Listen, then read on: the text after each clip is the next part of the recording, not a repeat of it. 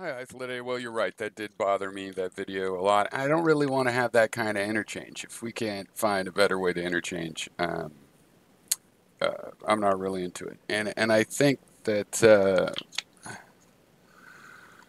there were things I liked in there. I liked when you actually talked about some of the issues that I brought up in my video, like on the solipsism thing. I thought your answer was kind of minimal. You said, "Oh yeah, by induction." Well, I had said, "Tell me how you get to other people, and then tell me how you get to dogs, and then tell me how far that induction goes." But you didn't say what did you induce on for the other person. Yeah, I could assume it's the same thing as in my case. You know, that you could tell we have the same genes and all, we're the same kind of creature, and our the generation of us is a living thing out of salts and carbons. Looks like how they were generated. My brain looks like it's the same kind of a mechanism. Probably there's similarities. Boom, that gets me to another human. Similarities in dogs, the similarities get less and less. Where do you stop? That was really the question. But that's what I liked when you were trying to do that on the complexity theory thing. See, I don't think it's fair for you to call stuff bullshitting. You don't like when I say I know. The reason I said slam dunk is because that's how you were wanting to play it. Oh, tongue in cheek. I'm trying to annihilate everything you stand for, Pyrrho. All in good fun. And I thought you knew. I mean, complexity theory is a thing. I thought it was pretty well known, right? And I don't see myself as saying, hey, I must be right about these logical issues because I took logic courses. I'm saying this whole thing was to try to solve a problem with pure logical systems, which is this problem that you seem to have when you're saying, "Oh, you're very proud that you adopt few principles, but except for those few principles include all the axioms of logic. That doesn't count to you as adopting a principle that would have to be justified or anything." But that's what's weird too, because I have not been saying you can't use those things. You can make those dichotomies. The problem is you started off trying to make a dichotomy out of existence as though there's a location based existence and an abstract. Well, no, there's L or not L. So it has a location or it doesn't. And there's A is an abstraction or not A is not an abstraction. That's two dichotomies, how you're trying to hook them together and say, therefore, I can balance them against each other. And by the way, you can never take it back. Well, that also is weird. When we assume the truth of a proposition, that's one way to disprove the proposition, right? Reduction to absurdity. So it's not clear what you're really asking because I said, yes, you can make your distinctions and we'll see where they go. You can't expect more than that. And as far as wanting things that are straightforward that we can agree on, well, we have this film strip, which is the start of the information of all the information we're going to talk about, and has to be, and you fully agree. And so we should ignore it because we agree on that. We agree where the information's coming from. We know where to go back and double check things. So we can now ignore that because it's so obvious and we agree. And we're looking for unobvious things that we disagree about, I guess. Um, Now, I think opportunism is trying to spend 20 minutes ranting about things um, like my mic use, which is just so surprising. I'm not opportunistically saying that you are dismissing 100 years of science as too, in a way that's too big to just be a mistake. And on the 450 years that and Mendham is doing that with, you're entertaining it and going, well, it's much more reasonable than anything that this Pyrrho says because he just goes on about something I agree with. How are we going to start from an agreement of where the data in this reduction comes from? And then I've told you how we can use a logical system with it and how it links up, and you're saying that has nothing to do with anything now that you've agreed with it. So to me, that's sort of a mixed message. Um, and on the complexity theory, yeah, I thought you would know what that is. Some algorithm, there's been a lot of academic work done on which algorithms are really difficult to do. And I said in my thing, an n-body problem like the solar system, um, that, you know, it's a matter of, you could look up big O notation. Some algorithms, which is a measure of, for a given algorithm, how long is it's going to take in terms of the number of elements you're calculating it for, right? So if those things are going up exponentially every time you add another body, so if it's going to take, you know, exponential time in terms of n, so n to some power is how long it's going to take. So when you add one more thing, how long it takes goes up exponentially. But in the real world, it takes the same amount of time. And you say the universe isn't calculating it. Well, that's another way of putting what I was saying. The universe isn't acting like a Turing machine. Why you think sentience can be simulated by a Turing machine, and that the burden of proof is on other people to prove otherwise, that makes no sense to me whatsoever. I'm not skipping your message about arbitrary assumptions, and I'm sure I said various things about that. And I'm sure I said you're making arbitrary distinctions. You were trying to say you could just define color a certain arbitrary way. I'm not being arbitrary. I'm starting from something we all agree on. The film strip. That's right. I'm going to still call it the film strip. But I don't need that metaphor. Whatever. That's the metaphor I came up with. And I've been talking about it for decades. And when I say your stream of experiences, I don't think people quite got exactly the encapsulation of the data that I was going for. But fine, stream of appearances.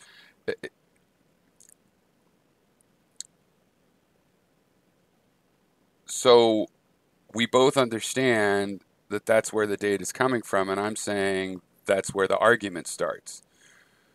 I'm not saying, though, that you can't use reason. I even went out of my way to say how reason works in my system. It's just that the objects that go through there, because you use the metaphor of putting your hand in a bag, and that's kind of the problem. You can say a bachelor. A man is either a bachelor or he's not. But when you go and put your hand in the bag, suddenly sometimes there's snags like, well, what makes him a bachelor? Does the state have to marry him? Can a church do it? What if his marriage certificate burnt up? And there's always problems like that, which is well demonstrated by, wait, if I say George Lakoff again has demonstrated this, is that part of the you don't like it when I say something is known and say, quote somebody, or is that part of where you do?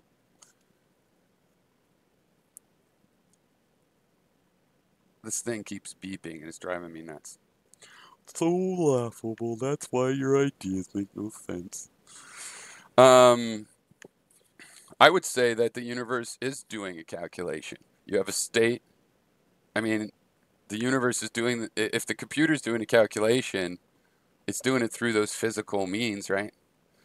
So actually, I think that would count as a calculation. And the fact that it's not the kind of calculation that Turing machines can make, well, that just means there must be more than one kind of calculating, right? And finally, the information about information thing.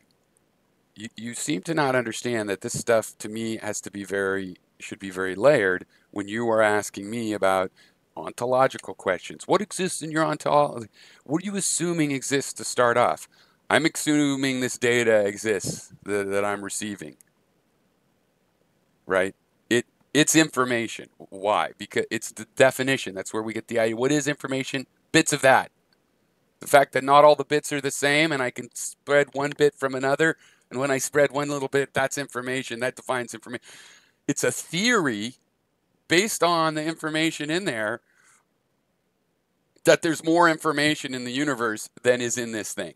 It seems like there's hints. Now, it's tricky because anytime I get information from the outside, it shows up in here. So, okay, that part's tricky, but it's a theory based on that it looks like so it looks like this is information about information, and that I wouldn't say it's an infinite regress, it's a chronological chain that when things interact, the result is information about that interaction and so on. So it's about it infinitely steps back in time. And if time started at one point, then that's when it started, or time goes back for whatever. It does link, but it's chronological, right? It's a chronological sequence. It's not some circular logical regress, especially since it's really all just information. The fact that it seems to be about other info, and here's where you think I'm changing my story. No, this was the story. You ask about existence, you say, but you're not concerned about concrete things. When we're talking about existence, it's going to include concrete things exist as well. So I think I was right to think that that was part of the discussion, right? And if in the asking an ontological question, it's like, what are the elements in play that you're then going to reason about? And this is it, right? But what about the reasoning itself? We have to deduce that from here. What does data reduction mean? Again, it's a term that I use. It means data processing. It's from a metaphor for like soup when you reduce a broth, right? You can boil off the water and you concentrate the part you want. And they concentrate the science, the signal, instead of the noise. In practical reality, you could think of it as I've said 100 times, I think, in these last couple hour videos, that you're comparing frames. Like I saw, right in that one, it was like, I saw an apple today. I saw an apple this day. I saw an apple this day. I'm going to compare them all, try to figure out, are they the same apple? And that would be a new bit of information that's from, reduced out of. In other words, that information we got out, it we consider to be in the set, but we reduced it through data processing, right? And how do we learn how to do that? Yeah, well, we start off with a brain that does that. And that's where people like you that think you can assume the axioms of one particular logic. Which logic? The logic. Yeah, I don't really want to have this kind of interchange either as being treated like what the why what do I have to sell to you exactly? What would I get out of selling it to you? Um, I don't even know now what sharing and making you understand it would accomplish. What good would you do knowing my idea? Now, your idea, well, it looks pretty like a fairly conventional idea that's going to set things down into whether it's locatable, meaning it has extension, like, you know, like Descartes would say, or whether it's of the mind and doesn't have that. So that's a well investigated path that we both know lots of the results along that path, right? But I don't really know what you're getting at. I don't know what your problem is, but it seems interpersonal because I haven't said you can't use reason and you going, oh, but I don't want you later going back, ah ha ha. But what if you reduce your argument, reduces to absurdity, calling question on those principles? Couldn't we ask then? It's not clear what you're even fucking asking. I have explained to you copiously over a decade. I understand about if A or not A. We got in this particular hassle over because you somehow think you could use that to set up a dichotomy between something with location versus something that was abstract. And you didn't, it was an error. That isn't a dichotomy that you set up, right? So we're not arguing about whether I accept reason. It's more, do you understand how it works? And what do you expect from your interlocutor, the other person? What are you expecting to accept, me to accept? Because I said, okay, we can use those definitions. They're a little broken because they're not a dichotomy. Because first of all, everything has a location and everything is already abstract by the time it gets to the information strip. And you don't think that's on topic. You can't see how that's on topic or not. And I do think life is special, and I think the fact that there can be such a phenomenon in the world is special. I'm not assuming it's special and drawing, therefore there's a film strip. Therefore you have a film strip. Therefore no, it's the other way around. From the data it seems like living things, at least, mammals have the film strip. I'm drawing this in the other direction. When I say we need to have clean water in our rivers, it's for the living things. I'm not really saying because the water has a moral right to be clean, it wants to be clean. No, the water is not the living thing. The creatures in the river are, and that's the sense in which I think they're special. I'm not assuming they're special, right? And working up to the film strip.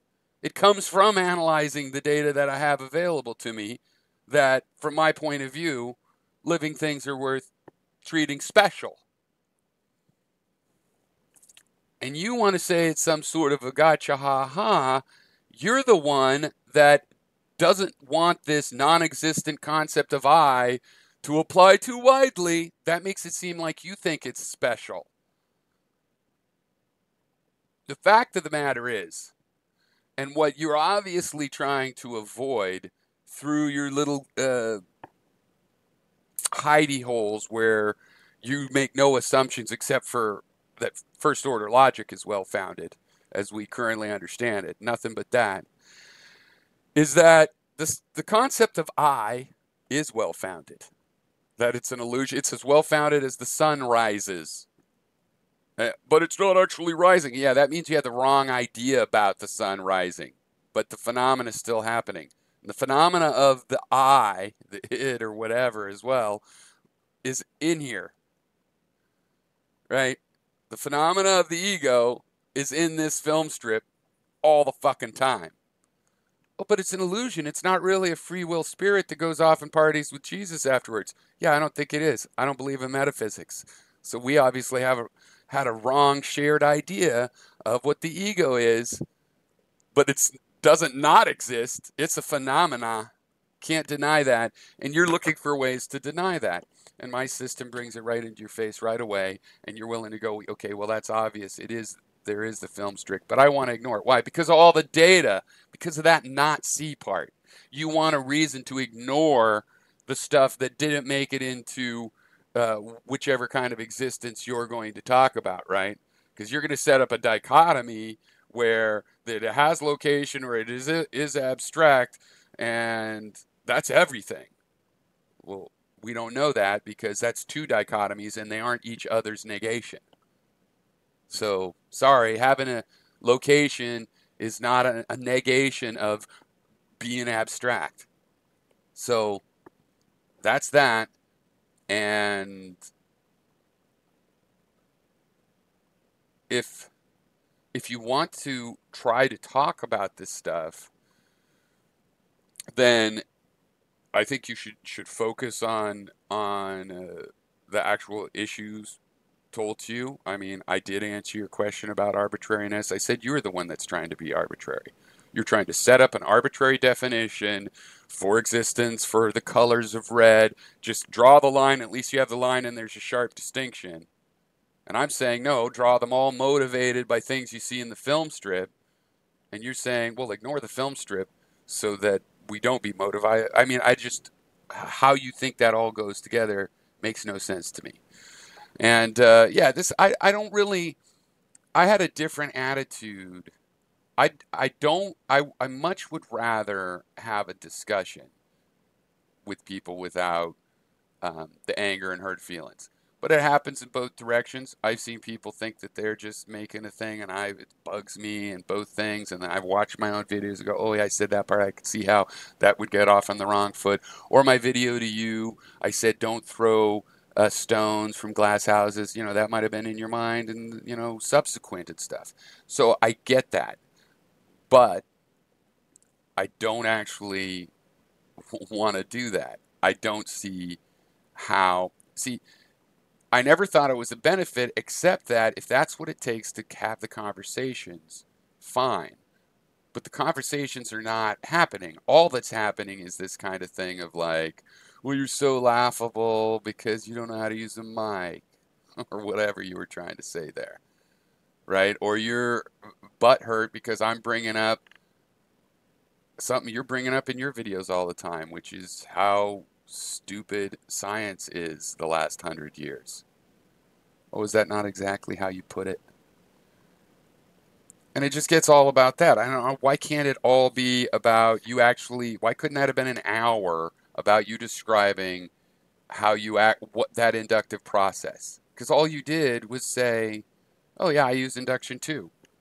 Okay, well, for induction, then you prove that something is the case, and then something plus one is the case, and then you can induct your way out. So this isn't math, though. This is consciousness, and you inducing that other people have it as well, have the film strip, and then it was supposed to be some enough substance in there, or there wasn't supposed to be, but the idea of me saying, and then say how it goes to dog, and then see where does that reasoning stop making sense? What creature do you not think has some sort of a film strip based on your inductive reasoning? In other words, you have an inductive reason, but it's not a purely mathematical one. It doesn't go to infinity. It doesn't mean everything has a film strip. Where does it stop?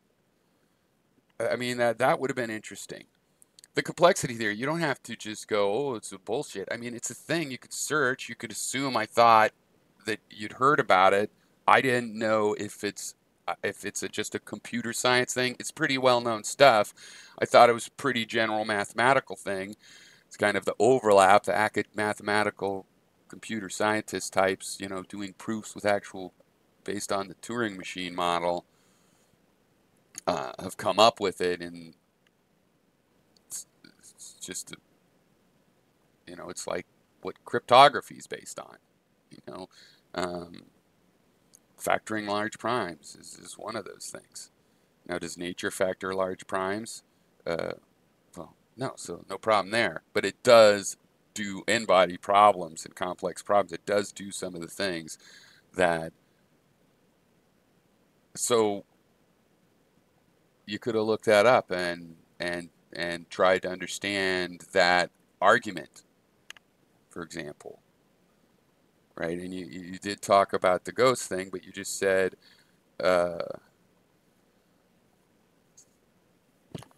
again, you just said, oh, every time it's like you agree, you go, but that doesn't matter.